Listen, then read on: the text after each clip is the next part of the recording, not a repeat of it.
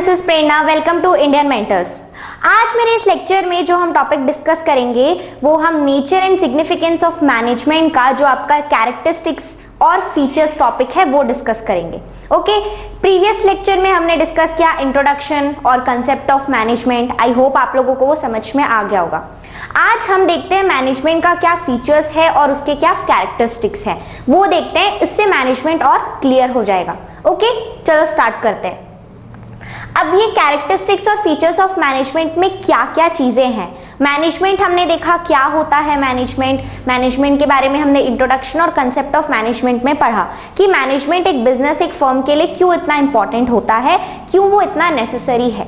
Okay, तो characteristics और features का सबसे पहला जो पॉइंट है वो क्या है आपका, management is goal oriented process.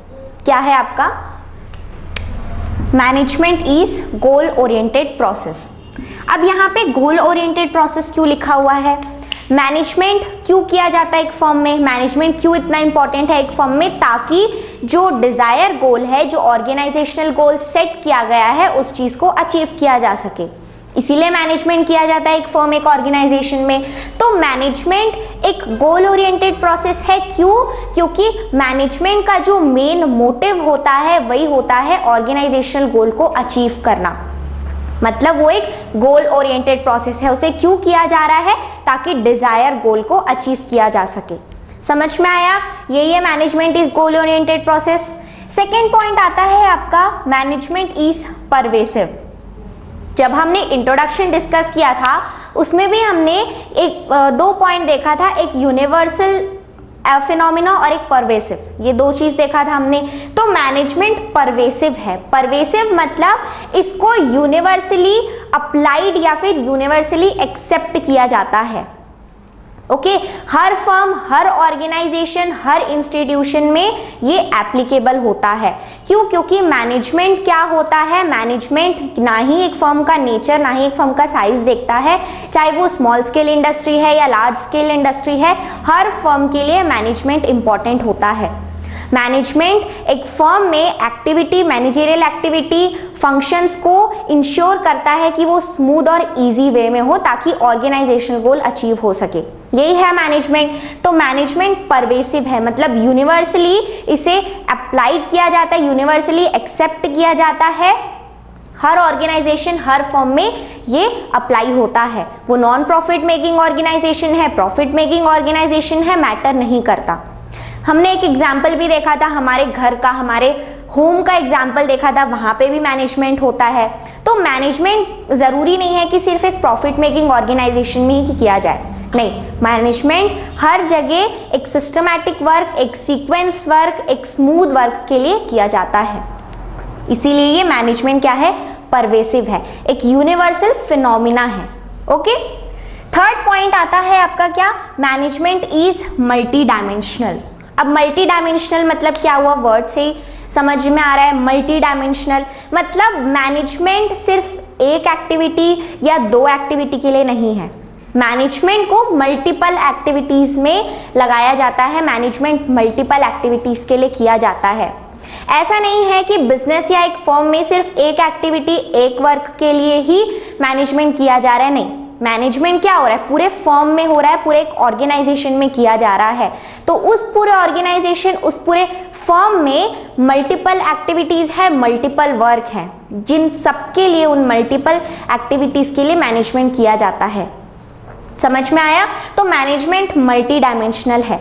अब मल्टी डायमेंशनल है मतलब कहाँ कहाँ, कौन कौन सी एक्टिविटीज में हो सकता है मैनेजमेंट, वो देखते हैं। सबसे पहले तो होगा आपका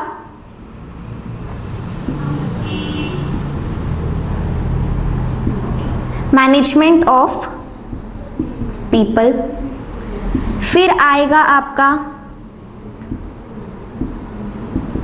मैनेजमेंट ऑफ वर्क,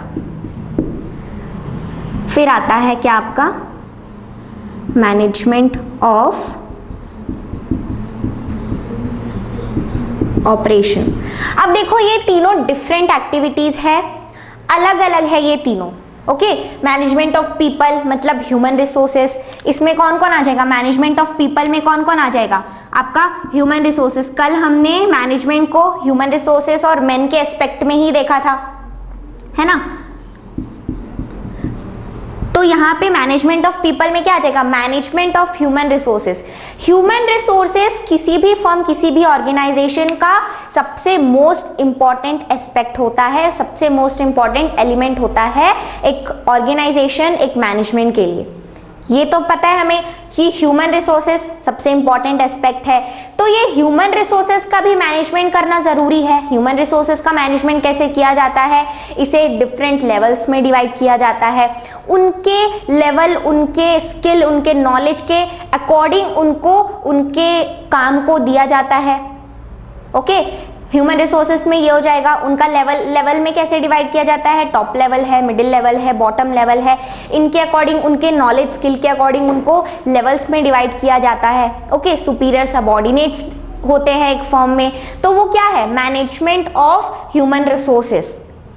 अब मैनेजमेंट ऑफ ह्यूमन रिसोर्सेस है, इसमें क्या आता है, कोऑर्डिनेशन। अब जब तक जितने लोग फर्म में काम कर रहे हैं, जितने लोग भी अपना एफिशिएंटली और एफिशिएंटली काम कर रहे हैं एक फर्म में, अगर वो अपना 100% दे रहे हैं, तो कैसे दे रहे हैं, क्यों, क्योंकि वो एक कोऑर्डिनेशन में काम कर रहे हैं। ठीक है, मिल के काम कर रहे हैं, कोऑर्डिनेशन में काम कर रहे हैं, तो वो कोऑर्डिनेशन कहाँ से आएगा, मैनेजमेंट से आएगा।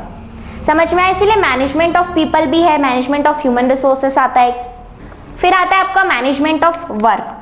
मैनेजमेंट ऑफ वर्क क्या हो जाएगा आपका, मैनेजमेंट ऑफ वर्क में जो मतलब जितने भी वर्क हैं, ओके, कैसे मतलब प्लानिंग हो गया आपका, ऑर्गेनाइजिंग हो गया, डायरेक्टिंग हो गया, ये क्या है, डिफरेंट एक्टिविटीज, डिफरेंट वर्क है, डिफरेंट प्रोसेस है। ओके, तो इसका भी मैनेजमेंट करना जरूरी है। मैनेजमेंट कब करना है, स्टाफिंग कब करना है, डायरेक्टिंग कब करना है, ऑर्गेनाइजिंग कब करना है, ये सारी चीज़ का भी एक सीक्वेंस होता है, इस प्रोसेस का भी एक सीक्वेंस होता है। इस प्रोसेस को उसी सीक्वेंस में ही फॉलो किया जाता है एक ऑर्गेनाइजेशन में, जिसको बोला जाता है मैनेजमेंट ऑफ वर्क।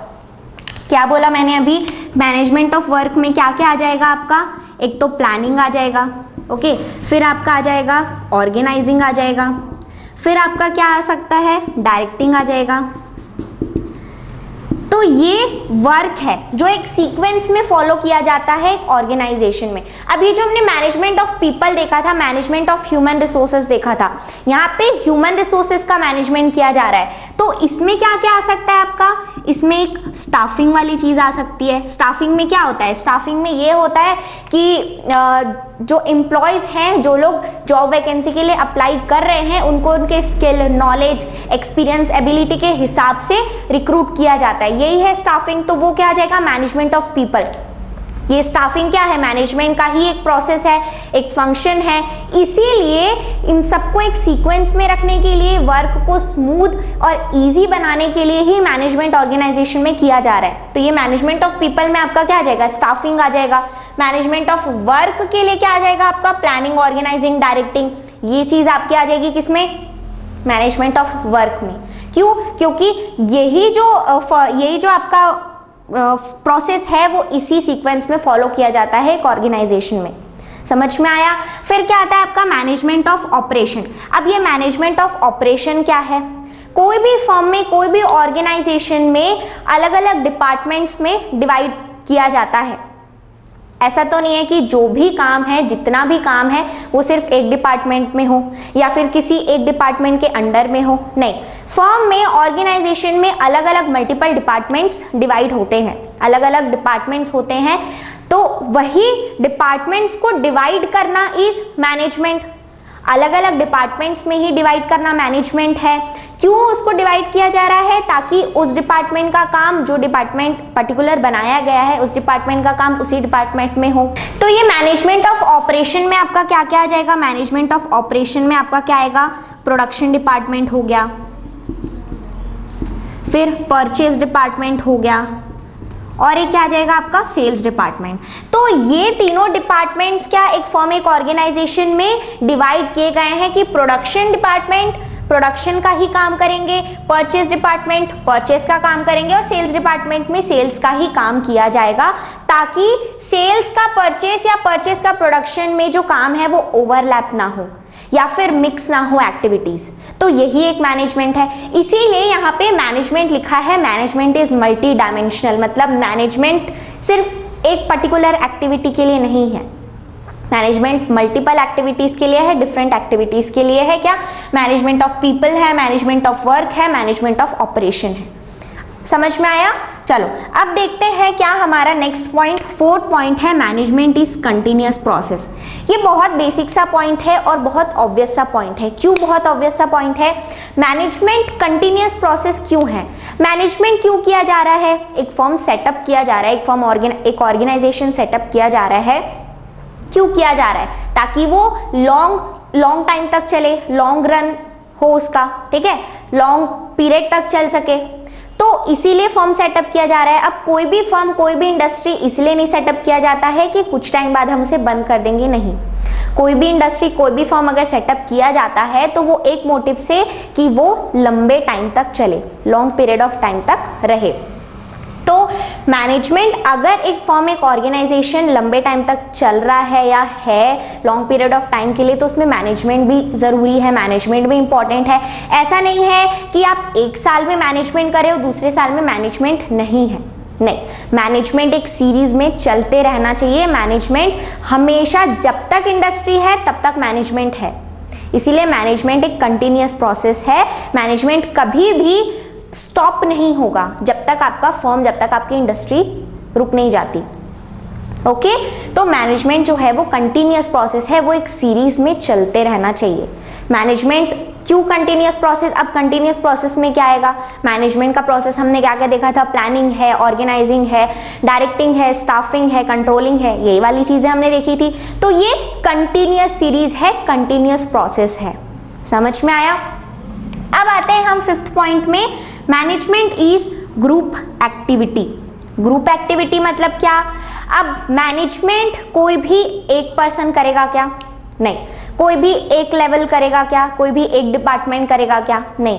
मैनेजमेंट एक ग्रुप एक्टिविटी है। ग्रुप एक्टिविटी क्यों कहा जा रहा है यहाँ पे? क्योंकि एक ऑर्गेनाइजेशन में लोग ग्रुप में काम करते हैं, मल्टीपल लोग काम करते हैं, बहुत सारे लोग काम करते हैं। उसमें सुपीरियर्स हैं, सबऑर्डिनेट्स हैं, top level, medium level, lower level, ये सारे लोग काम कर रहे हैं एक ऑर्गेनाइजेशन में मिलके। क्या मोटिव है उनका? ऑर्गेनाइजेशनल गोल को अचीव करने का मोटिव है। इसी मोटिव से सब काम कर रहे हैं। सबका इंडिविजुअल मोटिव है क्या कि हमें ये गोल अचीव करना है, हमें वो गोल अचीव करना है? नहीं। सबका एक इंडिविजुअल, सबका एक कॉमन गोल है, ऑर्गेनाइजेशनल गोल, जो उन्हें अचीव करना है, जिनके लिए वो काम कर रहे हैं। तो मैनेजमेंट एक ग्रुप एक्टिविटी है जहाँ पे लोग ग्रुप में काम करते हैं, कोऑर्डिनेशन में काम करते हैं, एक साथ मिलके काम करते हैं। क्यों? ऑर्गेनाइजेशनल गोल को अचीव करने के लिए। मैनेजमेंट किया क्यों जा रहा है? ऑर्गेनाइजेशनल गोल, जो डिजायर गोल सेट किया गया है उसको अचीव करने के लिए। तो उस चीज़ को अचीव करने के लिए जितने भी लोग काम कर रहे हैं उनको ग्रुप में काम करना है, कोऑर्डिनेट करके काम करना है। समझ में आया? सिक्स्थ पॉइंट आता है आपका, management is dynamic function. Management is dynamic function मतलब क्या हो जाएगा आपका? डायनेमिक मतलब क्या होता है? डायनेमिक मतलब ये होता है जो इन्वायरमेंट के अकॉर्डिंग, सराउंडिंग के अकॉर्डिंग चेंज हो। ओके, मैनेजमेंट डायनेमिक फंक्शन है। डायनेमिक फंक्शन क्यों है? अब एक बार जो मैनेजमेंट हो रहा है ऑर्गेनाइजेशन या फर्म में, जो भी मैनेजमेंट हो रहा है, वो जो मैनेजमेंट डिसाइड किया गया है, जो मैनेजर ने डिसाइड किया हुआ है कि कौन सी एक्टिविटी कौन से सीक्वेंस में होगी, वो तो ठीक है, वो तो डिसाइड किया है एक मैनेजर ने। लेकिन अगर एक्सटर्नल इन्वायरमेंट में चेंजेस आता है, अगर मार्केट इन्वायरमेंट में चेंजेस आता है, तो उस मैनेजमेंट को चेंज करना पड़ सकता है या चेंज करना पड़ेगा। ओके, क्यों? क्योंकि market condition, market external environment के हिसाब से ही प्रोडक्शन देगी एक कंपनी। अब अगर एक्सटर्नल इन्वायरमेंट में टेस्ट चेंज हो रहा है, फैशन चेंज हो रहा है, ठीक है, तो ये सारी चीज़ें अगर चेंज हो रही है तो उस फर्म को क्या करना पड़ेगा, उसके अकॉर्डिंग चेंज करना पड़ेगा अपने प्रोडक्शन को, अपना जो काम करने का तरीका है, जो एक्टिविटी है उसको चेंज करना पड़ेगा।